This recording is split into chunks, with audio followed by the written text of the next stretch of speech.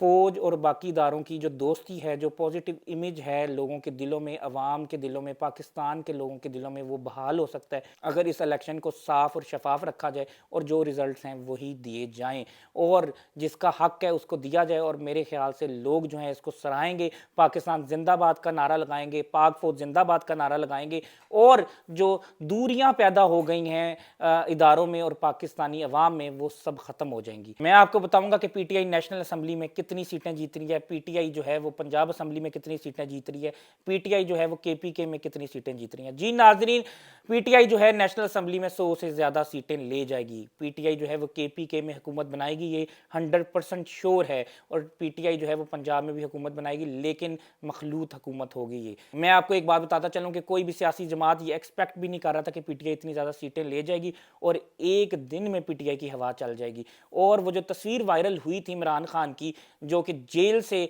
जो है वायरल हुई थी, अडयाला जेल से, उस एक तस्वीर ने जो है वो तकरीबन जो है 800-900 करोड़ की कंपेन को उधेड़ के रख दिया, जो डिफरेंट जमातों ने की थी। 800-900 करोड़ की कंपेन को जो है वो एक तस्वीर ने उधेड़ कर रख दिया। वो थी इमरान खान की तस्वीर जो कि जेल से वायरल हुई थी और उसके बाद पाबंदी लग गई थी कि जेल में कोई भी इलेक्ट्रॉनिक डिवाइस और मोबाइल नहीं लेके जा सकता। मैं आपको बताऊं कि 100 से ऊपर नेशनल असम्बली की सीटें जो है वो पीटीआई जीती है और इस वक्त जो है वो 9 बज रही हैं और पीटीआई जो है आगे है। पीटीआई के जितने कैंडिडेट खड़े हैं वो 80 से 85% आगे हैं।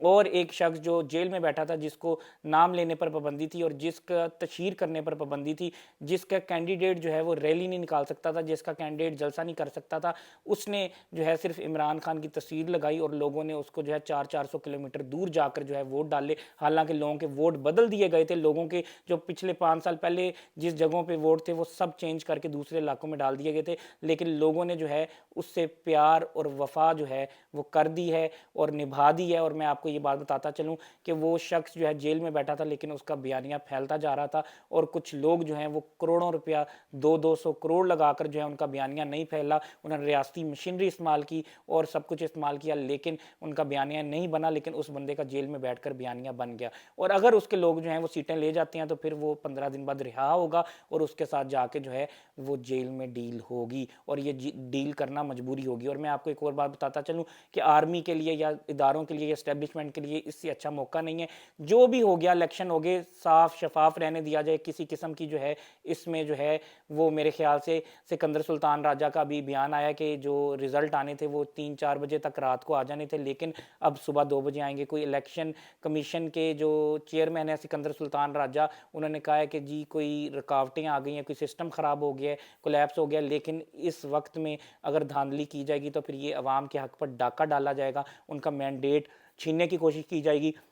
फ़ौज और बाकी इदारों की जो दोस्ती है, जो पॉजिटिव इमेज है लोगों के दिलों में, अवाम के दिलों में, पाकिस्तान के लोगों के दिलों में, वो बहाल हो सकता है अगर इस इलेक्शन को साफ़ और शफाफ रखा जाए और जो रिज़ल्ट्स हैं वही दिए जाएँ और जिसका हक़ है उसको दिया जाए। और मेरे ख़्याल से लोग जो हैं इसको सराहेंगे, पाकिस्तान ज़िंदाबाद का नारा लगाएंगे, पाक फ़ौज ज़िंदाबाद का नारा लगाएंगे और जो दूरियाँ पैदा हो गई हैं इदारों में और पाकिस्तानी अवाम में, वो सब ख़त्म हो जाएंगी। ये बहुत ज़बरदस्त हल मैंने आपको बताया और जो लोग सुन रहे हैं इस हल को, ये जो है मेरा मैसेज उन इदारों के जो सरबराह हैं उन तक पहुँचाएँ और उनको जो है फ़ोर्स किया जाए कि इस पर अमल किया जाए कि जो इलेक्शन हो गए हैं और जो वोट डल गए हैं उसको जो है उसी तरह से फेयर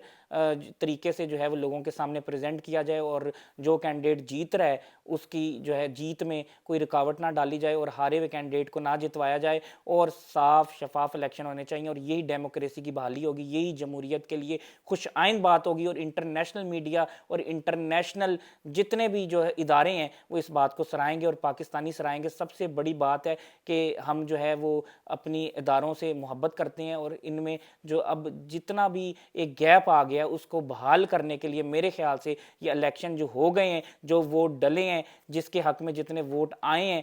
उसको जो है उसी तरह से जो है वो टीवी पर, मीडिया पर और हर जगह जो है उसको चलाना चाहिए और लोगों को दिखाना चाहिए कि ये बंदा जीत गया है। इसका जो मैंडेट है वो नहीं छीना जाना चाहिए और अगर जो है वो इस किस्म की इतलात आई तो फिर मुल्क में इंतशार होगा, अनारकी की तरफ जाएगा मुल्क। और इस वक्त जो है वो बैठे हुए हैं कुछ लोग जो हैं वो जाती उम्रा में सर जोड़कर अफसुर्दा हैं, सैड हैं। लेकिन मैं आपको ये प्रेडिक्शन बता दूं और जो है ये प्रेडिक्शन भी समझें और ये मेरी तरफ से जो है हतमी बात भी समझें। और इस वक्त जो मैं हवा का रुख देख रहा हूँ, 100 से ऊपर जो है नेशनल असम्बली की सीटें जो है वो पीटीआई ले जाएगी, केपीके में वो हुकूमत बनाएंगे और पंजाब में भी वो हुकूमत बनाएंगे, लेकिन मखलूत और इस वक्त जो है वो क्लीन स्वीप कर देंगे और बहुत बड़े मार्जिन से वो जीतने वाले हैं। और ये पाकिस्तान के लिए और बाकी सियासी जमातों के लिए जो है एक बहुत बड़ा जो है सरप्राइज़ होगा। और मेरे ख्याल से जो नून लीग के सरबराह हैं और जो बाकी लोग हैं वो टिकट कटवा लें जिन्होंने मुल्क को लूटा है और नुकसान पहुंचाया है,